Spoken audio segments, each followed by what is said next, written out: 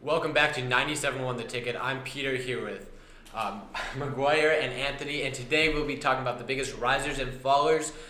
This offseason wasn't too exciting, but the big two trades in the offseason was Antonio Brown going to the Raiders and Odell Beckham Jr. going to Cleveland. What are your thoughts on this, and who's going up the ladder and who's going down the ladder in the NFL? So I definitely think the Raiders made a good decision by signing Antonio Brown, but you got to keep him out of trouble. He's always trouble on the sideline. He wants the attention, and I think he could work with the Raiders.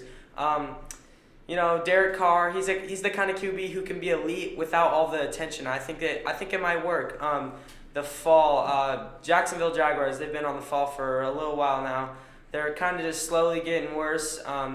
They had a couple good years. 2016, they were considered a really good defense. Not exactly sure what's going on.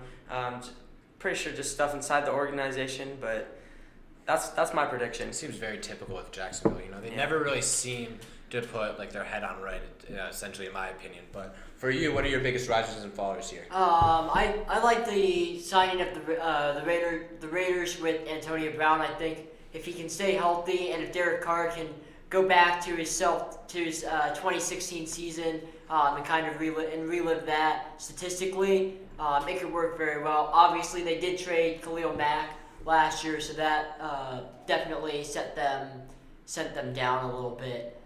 In terms of a faller, I'm going to agree with you about Jacksonville also. All right, now moving on, we're going to talk about fantasy football here. So I'm going to throw out a theoretical. If you have the number one pick in the draft for your fantasy league, who are you picking and why? I might have to go with Todd Gurley on this one. I haven't done a lot of fantasy prep yet for the season. I'm still in baseball mode and slowly transitioning over to fantasy football. But I think I'm going to go with Todd Gurley. He pretty much led the league in running backs last year. I had him on my team in both the leagues that I was in, and he scored very well for me, points-wise. So Todd Gurley's a safe pick. There's obviously other very safe picks out there. You have Patrick Mahomes, Tom Brady, Drew Brees, Tyreek Hill, Adam Thielen. There's five right there that are also going to go very high in the draft, first, if not second round. All right, what about you?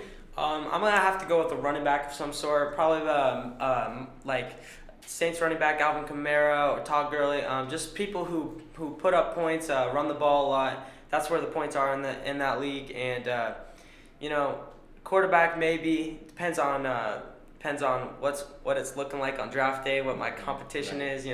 Might try to stir the pot a little bit. All right, interesting. Now, going back to running backs, they seem to be popular going in the first and second round.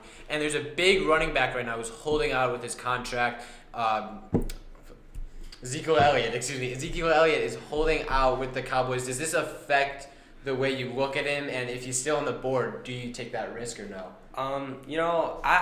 At the end of the day, I think Cowboys will get it done. I'll definitely take Zeke first round. Probably not first pick, but I'll take him first round. All right, what about you? Do you think that's the right decision there? I think I'm going to have to go with taking somebody else. Ezekiel Elliott, very reliable, but I think I'd rather go with somebody more reliable, just who can get the job done like some of those other guys that I had mentioned last year. And some of those other players, Thielen and Hill especially. Kareem Hunt now not as much, but last year, those three guys tore it up and really had some breakout seasons there. Now remember, just for our viewers back at home, Ezekiel Elliott said that he's willing to hold out all season if Jerry Jones and the Cowboys don't give him a bigger contract, which is very risky. He's going down the path that Le'Veon Bell went on, and Le'Veon Bell has his support. So very interesting story to watch out for. But to kind of close our segment off, obviously we have to do Super Bowl predictions here. That's how all of these shows work, it seems like. So, McGuire, who do you have in this Super Bowl? Super Bowl 44 in Miami. Who are the two teams who's the one team in the AFC, one team in the NFC, and who do you have winning it? I got to stay true to the home team. We're going to go Seahawks in the Super Bowl against the Chiefs. We're going to have Seahawks taking it 25-21. All right, what about you? You said Seahawks Chiefs, right? I don't think the Seahawks quite have what it takes for the Super Bowl. This is actually a Super Bowl I wanted to see last year, and that is probably what was one of the greatest football games of the decade. One of the greatest Super Bowl, one of the greatest games of the century. Rams Chiefs. and I'm going to have the Rams winning that one.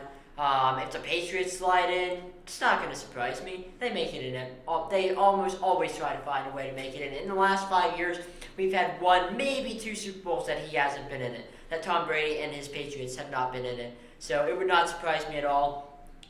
The Saints also could make another run again. So it'll be very interesting to see, especially in those late rounds of the playoffs. What I would personally love to see, and which I think will happen, will be Saints and Patrick Mahomes and the Chiefs going at it. I think that just the two high-powered quarterbacks will be really fun and interesting to look at in the Super Bowl. You know, Patrick Mahomes is the young stud looking for his first ring, and Drew Brees is looking pretty much to go out on top. He's in, 39-40 now? That would be a great storyline to have. But we have to go to break now for McGuire, Anthony. I'm Peter Snevice. Good night.